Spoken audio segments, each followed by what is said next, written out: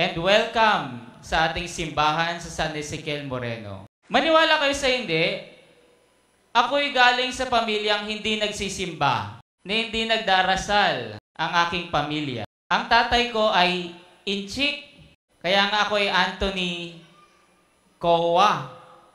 Chinese ang aking tatay, at ang aking nanay ay Pilipina, binyagang Katoliko pero hindi nagsisimba. At gano'n kami pinalaki. Hindi kami nagsisimba, hindi kami tinuruang magdasal. Naalala ko nga, yung una ko talagang exposure sa simbahan ay nag-aaral na ako ng college, ng nursing, dyan sa may Chinese General Hospital, dyan sa may Blumentritt. At before that, hindi kami nagsisimba. In fact, nagsisimba kami doon sa Buddhist temple. Sinasamba namin si Buddha. Pupunta kami sa Binondo, meron dong templo ng Chinese, si Buddha, yung mataba, na kulay ginto. Yun yung sinasamba namin. Ang una kong exposure sa ating pananampalataya ay college na ako. I was already 20 plus. Nag-aaral na ako ng nursing sa Chinese Gen. At hindi pa sa simbahan. Doon pa sa kalye. Kasi doon sa amin, nasa boundary kami ng simbahan ng Our Lady of Grace. Alam niyo ba Our Lady of Grace? Malaking simbahan katabi ng SM, Grand Central. At yung kapitbahay niyang simbahan na Sagrada Familia Parish, maliit na simbahan. Yung misa ay nasa kalye lang. At naalala ko noon, pag-alagala ko, isang gabi, sa kalsada, nakita kong nag-organize ng misa yung aking mga kababata. At nilapitan ako ng aking kalaro. Sabi niya, Tony, pwede ka magbasa ng panalangin ng bayan. Sabi ko, ayoko makisawsaw sa inyo. Hindi naman ako nagsisimba. Hindi ako marunong mag-sign of the cross. Tapos ipagbabasa mo ako ng panalangin ng bayan. Ayoko bang mapahiya? Hindi ko alam kung kailan napapasok. Yung queue, matatapos kailan mag-uumpisa. So, ayokong makisawsaw sa inyo. Pero buwan-buwan, ginagawa yung street mass, misa sa kalye. At buwan-buwan, nag-organize, nag-aayos ng altar, ng bulaklak, ng ilaw, sa kalsada. Yung mga kapitbahay namin. At buwan-buwan, kinukulit ako ng aking kalaro, ng aking kababata. Hanggang finally one day, pumayag na rin ako kasi isa lang naman yung pinapabasa sa akin. Mamaya pagkatapos nitong homily, panalangin ng bayan, mapipansin nyo, mga 5 yon, 6. Isa lang yung babasahin ko. At pagkatapos ko basahin yung isang panalangin ng bayan, wala naman nagbago sa akin. Hindi naman ako naging madasalin o nagsimba. Walang magic na nagbago. Pero buwan-buwan, pagkatapos nun, lumalapit sa akin yung kaibigan ko dahil buwan-buwan yung misa sa kalye. At pinagbabasa niya ako ng panalangin ng bayan. At di ko namalayan, doon na pala ako nililigawan ng Diyos. At lumipas ang panahon, namatay ang aking tatay. Nagtatrabaho na ako noon as nurse sa Chinese Gen. Ang tatay ko po ay doktor sa mata. At meron kaming clinic sa harap mismo ng Our Lady of Grace. So kinausap ako nung mga tito-tita ko.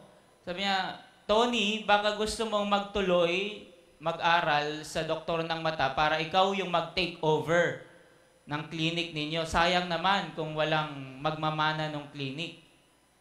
So pumayag ako.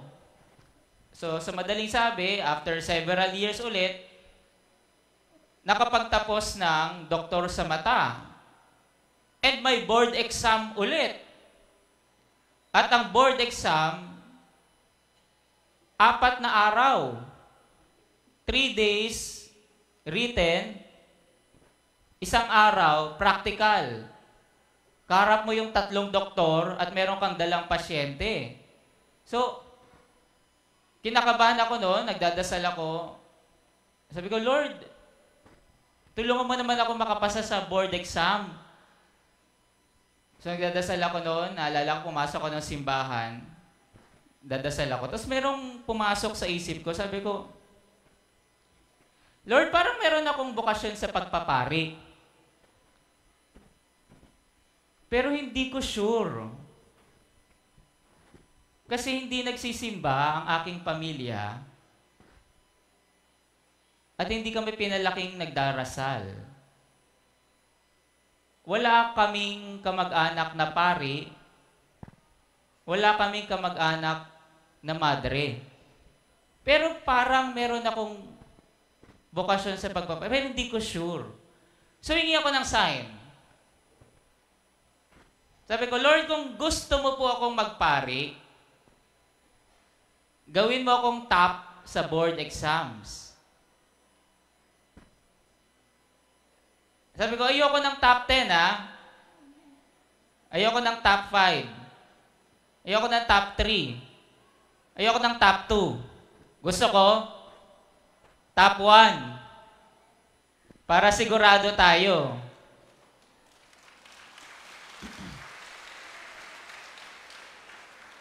Kasi alam mo ano yun eh, suntok sa buwan. Siyempre, gusto mo lang naman makapasa eh.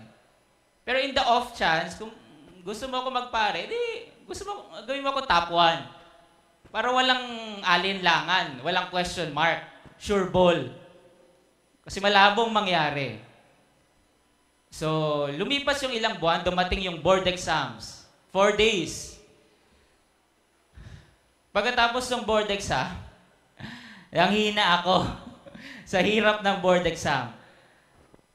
A, B, C, D. Yung A, ang sagot parang katulad ng letter B. Yung B, parang letter C. Yung D, all of the above, sana all. Magkakalapit yung sagot. Lahat tama, pipiliin mo yung pinakatama. Sa mga nag-board exam, ganun lagi. Lahat tama, pipiliin mo yung pinakatama. Kaya hindi mo alam kung sigurado ka ba sa mga sagot mo. At hindi ibig sabihin na may all of the above, yun ang sagot. Usually, yun ang mali. So sabi, bumalik ako sa simbahan, sabi ko, Lord, binaba ko na yung standard ko. Sabi, makapasa na lang. Masaya na ako. Kasi ang hirap ng board exams. So, edi nag-sign of the cross ako, tapos umalis na ako ng simbahan. Tapos lumipas pa ulit yung ilang buwan, syempre chinecheck yun ng gobyerno. Kasi board exam, buong Pilipinas yun eh. Nationwide. Tapos, may tumawag sa aking cellphone. At pag sagot ko dun sa aking cellphone, sa kabilang linya, ang tumatawag pala sa akin ay ang dean ng aming college. Kino-congratulate niya ako kasi top 1 ako sa board exam.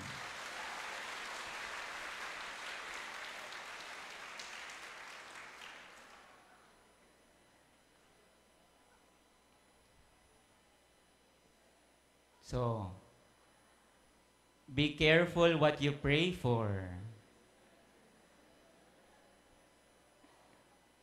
Dahil sineseryoso ng Diyos. At yun ang himala ng Panginoon. And God is merciful. Maniwala kayo sa hindi, yung nanay ko na never nagsimba, ngayon pati daily mas nagsisimba na. At yung mga kapatid ko na never tinuro ang magsimba, ngayon, linggo-linggo nang nagsisimba. Praise the Lord. Tingnan mo yung grasya ng Diyos. At 2 weeks ago nga, ako'y sa grasya ng Diyos at awa ng Diyos, ako'y naordinahan bilang isang ganap na pari ni Jesus.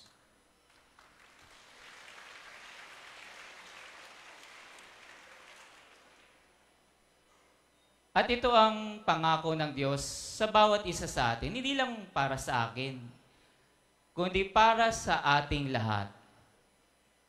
Ang biyaya ng Diyos ay hustong takal, siksik, liglig, at umaapaw. Totoo yan. Ayan ang pangako ng Diyos. Ang kailangan mo lang gawin, magsimba. Hindi kasi kami nagsisimba kaya late na dumating yung grasya. Pero nagsimba kami consistently, bumaha ng grasya. Hindi lang sa akin, kundi pati yung aking pamilya, pinagpala ng Diyos. Ganon din yung narinig natin sa ating ebanghelyo, kung paanong napuspos si Mama Mary ng Espiritu Santo at siya'y naging ina ng Diyos. Siya'y naging pagpapala rin sa iba. Isipin mo, buntis siya, pero nakasulat dito, nagmamadaling pumunta sa kaburulan ng Judea. At sa panahon na yun, walang Grab, walang angkas, walang joyride. Buntis. Nagta-travel. At hindi ito yung ugali ng buntis. Ang buntis, lalo na pag malaki na ang tiyan, naglilihi na lang yan sa bahay. Pangga, bili mo ako mangga. Minsan naiinis sa mukha ng asawa. Yung kitang makita, gusto ko si Jungkook ng BTS para yun yung paglihian ng anak. Pero hindi ganun ang nangyari sa ating ebanghelyo. Sa ating ebanghelyo, si Maria napuspos ng Diyos at itong pagpapalang tinanggap niya, itong kaligayahang tinanggap niya, kailangan niyang ipamalita sa iba. Yun ang ginawa ni Maria. She proclaimed the goodness of the Lord. She received Jesus. At ang ginawa niya, pinamalita niya si Jesus sa iba. So she became a blessing to herself and to her neighbor. At ganun din ang gusto ng Diyos sa bawat isa sa inyo ngayong umaga. Gusto kayong puspusin ng Diyos ang lahat ng kanyang pagpapala. At hindi lang kayo, pati yung mga nakapaligid sa inyo, ang pamilya ninyo, kamag-anak ninyo, kapitbahay, maging mga kaaway ninyo, gustong pagpalain ng Diyos.